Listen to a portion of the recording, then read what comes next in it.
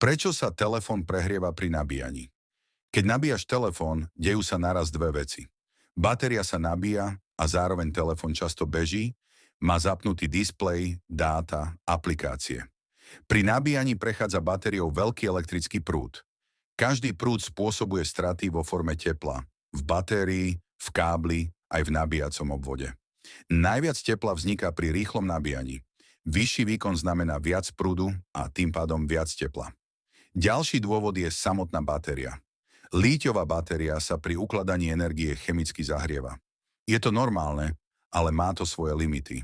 Preto sa telefón najviac hreje medzi 20 až 80 nabitia. Po dosiahnutí vyššieho stavu nabitia systém výkon zníži, aby batériu chránil. Pri bezdrôtovom nabíjaní je prehrievanie ešte väčšie. Časť energie sa stratí v cievkach a premení sa na teplo. Ak sa telefón pri nabíjaní prehrieva príliš, môže to znižovať životnosť batérie a systém nabíjania spomalí alebo zastaví. Preto platí jednoduché pravidlo. Nenabíjaj telefón pod vankúšom, nepoužívaj lacné nabíjačky a pri vysokých teplotách ho nechaj oddychnúť.